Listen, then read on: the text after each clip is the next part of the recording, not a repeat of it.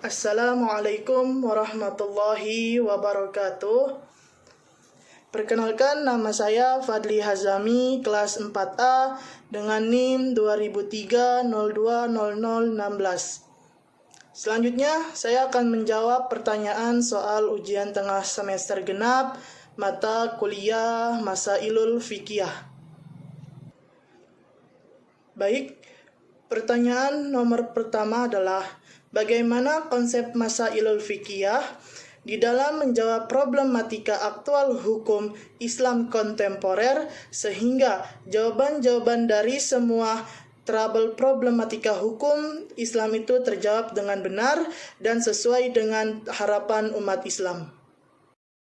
Baik, saya akan menjawab pertanyaan nomor 1. Jawabannya adalah konsep Masailul Fiqhiyah merupakan suatu pemikiran hukum Islam yang aktual, rasional, dan faktual, dan juga mengeliminir kesan kaku dan efisien dalam mencari solusi masalah hukum Islam yang terjadi di tengah masyarakat. Konsep Masailul Fiqhiyah ini juga terjadi pada hasil ijtihad terhadap hukum Islam yang terjadi pada sumber hukum Islam yang berupa Al-Quran dan As-Sunnah, serta jurisprudensi para ulama terdahulu serta mengintegrasikan iptek dalam menyimpulkan hasil ijtihad yang berspirit pada kemaslahatan umat Islam di dunia dan di akhirat. Baik, selanjutnya saya akan membacakan pertanyaan soal nomor 2 yang pertama. Bagaimana pendapat Anda tentang pernikahan dengan orang Yahudi yang kata Allah Subhanahu wa taala dibolehkan berdasarkan surat Al-Maidah? Jawabannya adalah pendapat saya tentang pernikahan dengan orang Yahudi adalah boleh atau sah, karena hal itu telah merupakan ketentuan langsung dari Allah Subhanahu wa taala serta ditegaskan di dalam Al-Qur'an surat Al-Maidah ayat 5. Al-Quran juga menyebutkan secara jelas bahwa halal bagi laki-laki muslim menikahi dengan perempuan yang ahli kitab. Begitu sebaliknya.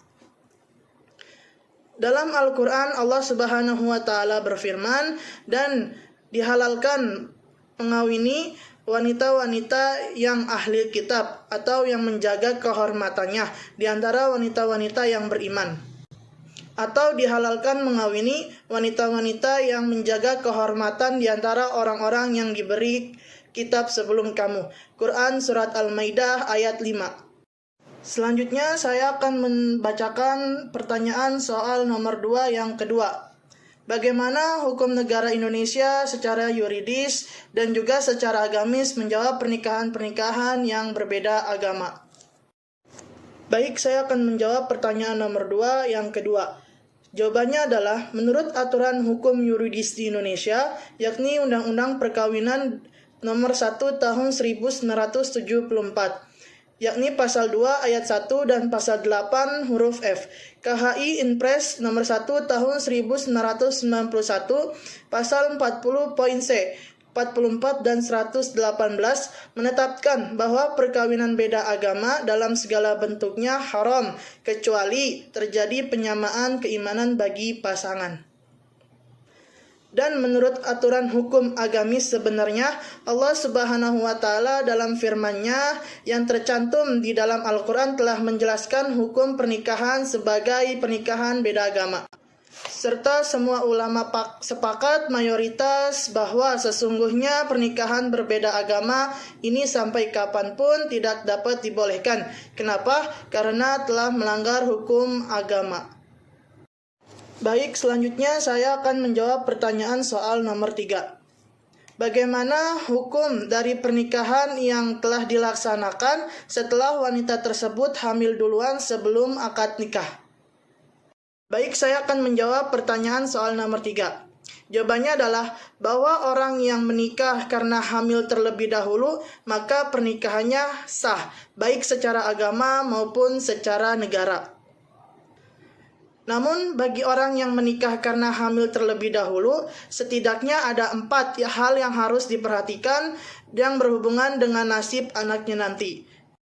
Baik, yang harus diperhatikan dengan nasib anaknya nanti yang pertama adalah anak yang di luar nikah tidak boleh memakai nama bin atau binti dari nama bapaknya. Yang kedua, jika anak tersebut di luar nikah adalah perempuan, maka yang bisa menjadi wali saat ia menikah adalah wali hakim yang dulu menikahkan ibunya. Yang ketiga, jika anak yang lahir di luar nikah itu adalah laki-laki, maka anak tersebut tidak bisa menjadi wali bagi adik perempuannya. Dan yang terakhir, anak yang di luar nikah juga tidak bisa mendapatkan harta warisan dari keluarga. Demikian jawaban-jawaban yang bisa dapat saya sampaikan. Kurang lebihnya saya mohon maaf. Dan atas perhatiannya saya mengucapkan banyak terima kasih. Wassalamualaikum warahmatullahi wabarakatuh.